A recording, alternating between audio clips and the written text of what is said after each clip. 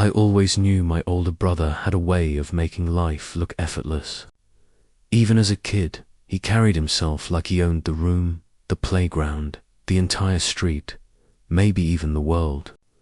At 27, that swagger hadn't dimmed at all. In fact, it had only grown sharper.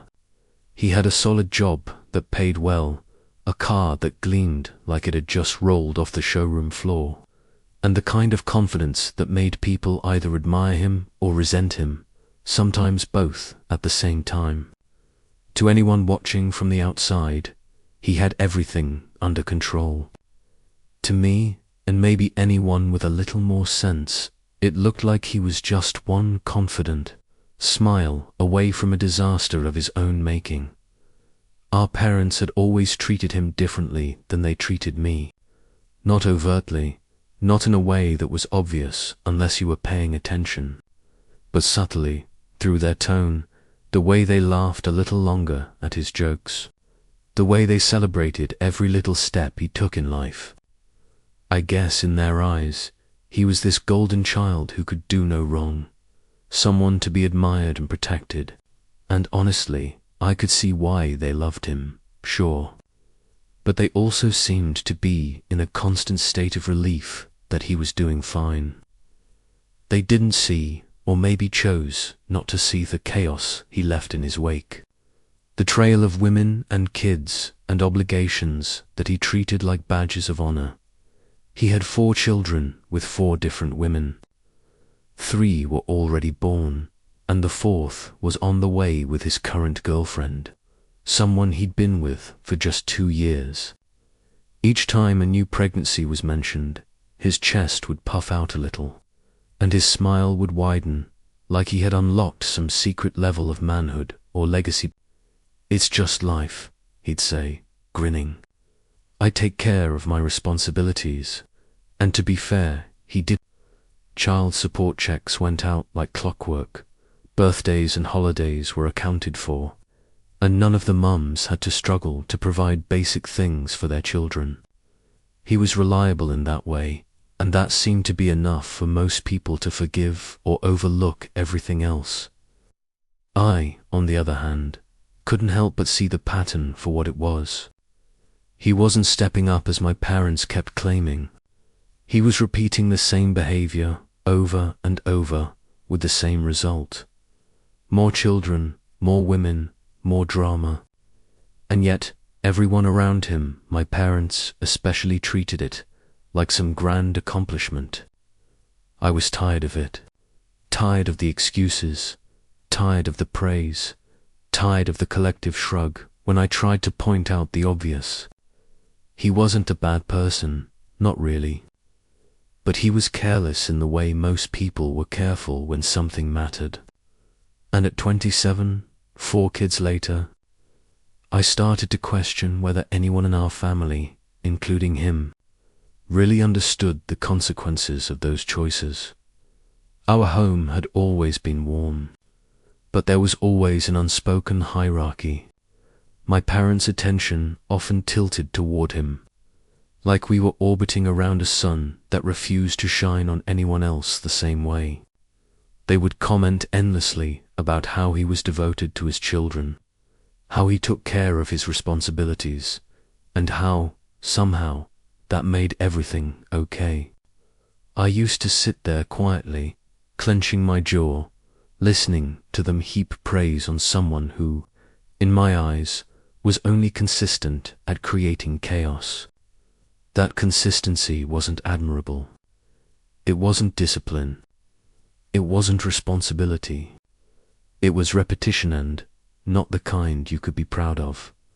One afternoon, during one of these routine family dinners, my patience finally snapped. My mum, in her usual animated voice, was praising him for being such a devoted father. She had that look on her face that I knew meant I wasn't supposed to contradict her.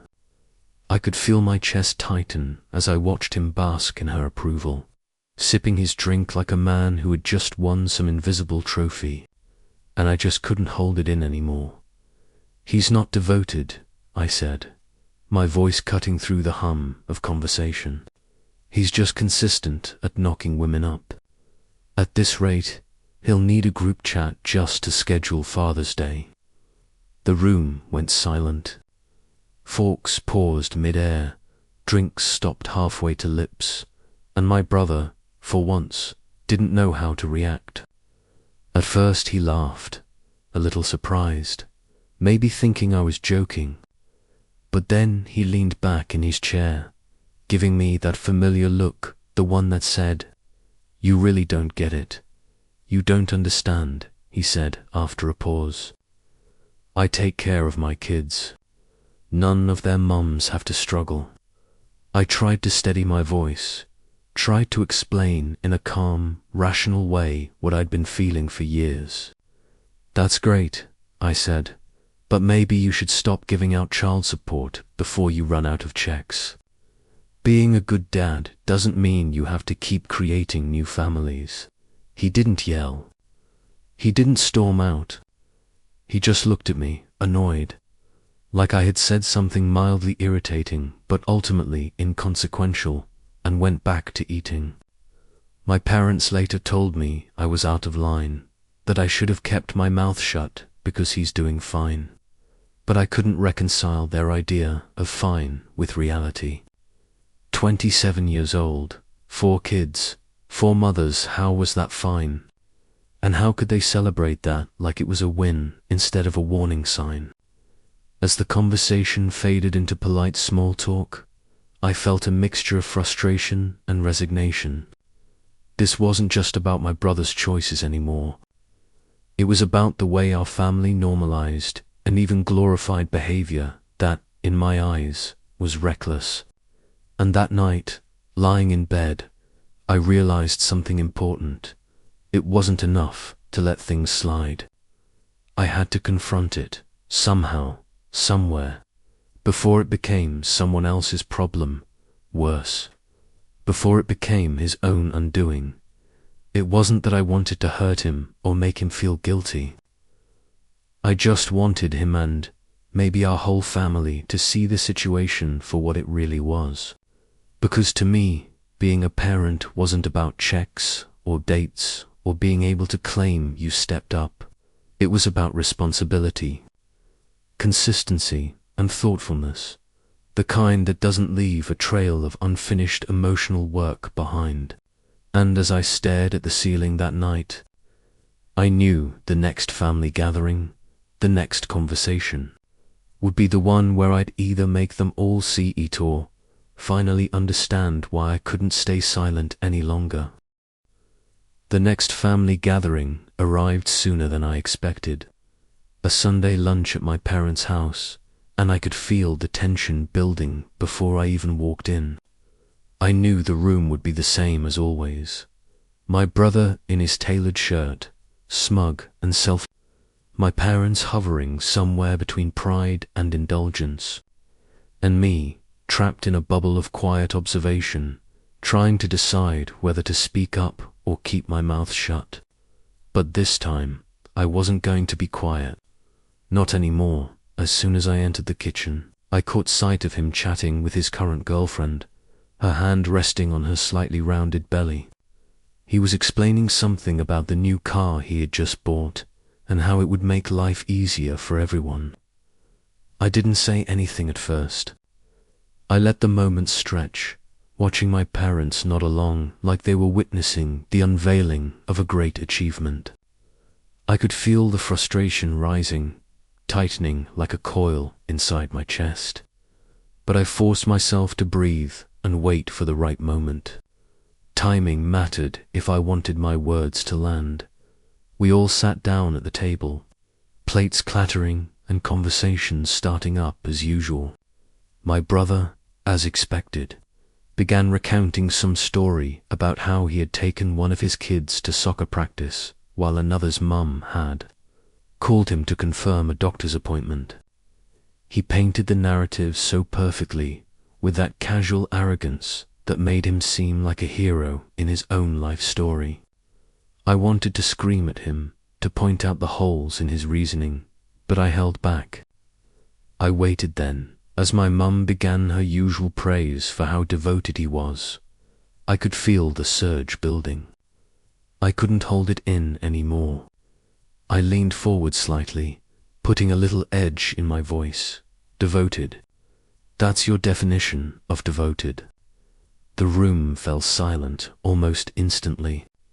My dad raised an eyebrow. My brother froze mid, and my mum's smile faltered. He's not devoted, I continued, trying to keep my voice steady. He's consistent at one thing, creating children he's not fully ready to raise emotionally. Financial support doesn't make you a hero. It makes you predictable.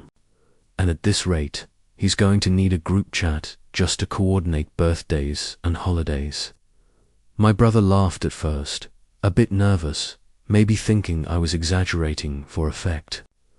But then he leaned back, arms crossed, his grin fading. You really don't get it, he said. I take care of my kids. None of their mums have to struggle. I shook my head, unwilling to let him reframe the narrative. That's great, and I'm glad they're taken care of financially. But you're missing the point. Being a good parent isn't just about money. It's about presence, stability, and thinking ahead, not just reacting to whatever situation comes next. You're 27, for kids, for mothers. How is that fine? The room was tense, thick with discomfort. My parents exchanged glances, and I could tell they were weighing whether to intervene or let the conversation play out. My brother didn't raise his voice, didn't storm out like I half expected him to. Instead, he gave me a long, annoyed look, like I was a minor inconvenience he had to tolerate. You really don't get it, he repeated, softer this time, almost as if he was pleading for me to understand his perspective. Then he went back to his food. I couldn't stay silent. I had to drive the point home. I'm not saying you're a bad dad. I'm saying you're making the same mistakes over and over. Being able to afford your choices doesn't make them right. You keep creating new families before you even finish building the ones you already have. And people keep clapping for you because you write a check on time. That's not enough. That's never enough. The silence that followed was almost unbearable. My mum looked stricken, my dad's jaw was tight, and my brother didn't know whether to laugh, argue, or storm off. Finally, he spoke, quieter now. Everyone's fine. I'm fine. The kids are fine. You're blowing this out of proportion. I leaned back, my voice calm but firm. That's just it. Call it fine. But fine isn't just surviving. Fine isn't just being able to pay bills. Fine is being present, being thoughtful, and not repeating the same mistakes as if life owes you a pass every time. You're not being heroic. You're being consistent, yes, but consistent at the wrong thing. There was a long pause. I could feel the weight of my words settling into the room. My brother looked down at his plate, tapping his fork, a small frown creasing his brow. My parents didn't know what to say, caught between defending their son and acknowledging that maybe, just maybe, I had a point. The rest of the meal was quiet, a tense undercurrent running beneath every clink of silverware and bite of food. I noticed my brother was unusually subdued, maybe thinking through what I had said, maybe realizing that for the first time, someone wasn't letting him get away with spinning his choices as something noble. My parents tried to maintain normal conversation, but it was hollow, lacking the usual warmth and certainty. Afterward, as we cleaned up, my brother approached me. I braced for confrontation, for some storm of anger or defensiveness. Instead, he said, quietly, almost reluctantly, maybe I do need to think about it. Not that I'm ready to admit I've done anything wrong. I nodded, not wanting to press too hard. Thinking about it is a start. And I'm not saying you're a bad dad, just that you could be a better one if you actually considered the bigger picture. He didn't respond. Just gave me a small, almost imperceptible nod before walking away. My parents watched him go, and I could see a mix of confusion and disapproval in their faces. They still believed he was doing fine, but I knew a seed had been planted. Maybe he wouldn't change overnight, maybe he'd shrug it off, but at least the conversation was had. That night, lying in bed, I thought about the confrontation over and over. I replayed every word, every glance, every subtle shift in tone. I didn't know if it would make a difference in the long run. I didn't know if my brother would ever take full responsibility for the path he was on. But I knew one thing: I couldn't stay silent anymore. I had given voice to the truth as I saw it, and that was the only thing I could control. Sometimes families get trapped in patterns, clinging to appearances while ignoring the reality underneath. I wasn't willing to let that happen in mine. Not with him, not with anyone. And if it meant causing tension, discomfort, or even anger, I was okay with that, because the alternative silence felt like complicity. The days after the family gathering were quieter than usual. Texts and calls were minimal, and when they did come, they were measured. Careful, like everyone was trying to tiptoe around a minefield that had suddenly appeared in the middle of our lives. My brother, for the first time in years, wasn't overflowing with updates about his latest purchases, his work wins, or the newest development in his ever-expanding family tree. He was subdued, thoughtful, almost brooding. And while I didn't want to gloat, I felt a strange sense of relief. My words had landed, at least enough to stir something beneath the surface. My parents, however, were a different story. They called me separately over the next few days, one after the other, in tones that were equal parts frustration and worry. "You are out of line," my mum said, her voice tight with disapproval. "He's doing fine. You don't need to criticize him like that in front of everyone." My dad's approach was less emotional, but just as pointed. "We raised him to handle his responsibilities. You need to let him live his life." I listened, taking in their words, but not letting them sway me. I understood where they were coming from. Protectiveness, denial, love, but I also knew that protecting someone from criticism didn't mean shielding them from reality. And the reality, as I saw it, was that my brother had a pattern, one that wasn't sustainable. He could afford it now, but what about later? What about when life inevitably demanded more than financial stability? I saw him a few days later at a casual meet-up with friends. The confident, self-assured swagger was there, yes, but it was softer, less performative. He didn't boast, didn't embellish. He seemed smaller somehow, not diminished, just quieter, introspective. I wanted to say something, offer reassurance that my intent wasn't to attack him but to push him to reflect. But I didn't. I simply nodded, and for the first time, our interaction felt less like a performance and more like a conversation waiting to happen. In the following weeks, I noticed subtle changes. He began spending more time with each of his children individually, not just fulfilling obligations, but actually engaging. Small things, listening more, asking questions, showing interest in their lives beyond the logistics of birthdays and doctor's appointments. He started taking responsibility for mistakes he would have previously shrugged off. He didn't broadcast it or seek validation, but the pattern of recklessness was slowing. And while it wasn't a transformation overnight, it was progress, a sign that maybe, just maybe, my words had cut through the armor of pride and confidence he always wore. Our parents didn't comment directly on these changes, and I wasn't sure if they noticed at all.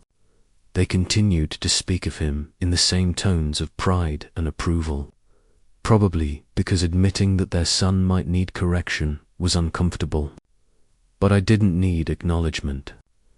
Seeing him take even small steps toward real accountability was enough. One evening, we ended up alone for a short moment. He leaned against the doorway, his expression unreadable. "You know," he said finally, breaking the silence, "I've been thinking about what you said." I nodded, keeping my expression neutral. "I hope it wasn't just thinking. I hope it led to something real." He smiled faintly, not the wide, self-assured grin I was used to, but a quieter, more honest one. "Yeah, I get it now. It's not just about being able to pay. I need to actually be present. For them, for everyone." Hearing that felt like a weight lifting, but I didn't want to let myself believe it entirely yet. Change is messy, gradual, and sometimes fleeting. "It's a start," I said softly, "and that's all I'm asking for." The conversation ended there, but the atmosphere between us shifted. We didn't need to debate, argue, or correct each other anymore. There was a mutual understanding, a recognition that life isn't just about appearances or financial stability, but about the consequences of actions, the weight of responsibility, and the real meaning of taking care of someone. In the months that followed, the family dynamics subtly shifted as well. Our parents' blind praise softened. They began to notice, if not admit, that being a parent meant more than providing material comfort. Our gatherings weren't as tension-filled, and while my brother wasn't perfect, he was changing in ways that mattered. He became more deliberate, more considerate, and more aware of how his actions affected others. And while he still had a long way to go, there was a difference, a tangible one, that hadn't existed before. Looking back, I realized that confrontation wasn't about being right. It wasn't about proving my parents wrong or shaming my brother. It was about creating a space where accountability could exist, where someone could see themselves through an unfiltered lens, and where change could begin. Sometimes the hardest conversations are the ones that matter most. The ones that force everyone involved to step out of comfort zones and confront uncomfortable truths. I learned that family is complex, messy, and often contradictory. Love doesn't always mean agreement, and pride doesn't always mean wisdom. But honesty, even when difficult, can be transformative. And in that honesty, I found not only the courage to speak, but also a glimmer of hope that those we care about can rise above their patterns and choose a better path. As for my brother, he wasn't perfect. He never would be. But for the first time, he was conscious, deliberate, and reflective, and in a family that had long celebrated only appearances. That was a revolution in itself. Sometimes, doing the right thing isn't about being admired. It's about being willing to face uncomfortable truths and take the first steps toward real, meaningful change. And in our little corner of the world, that was enough. For now, it was more than enough.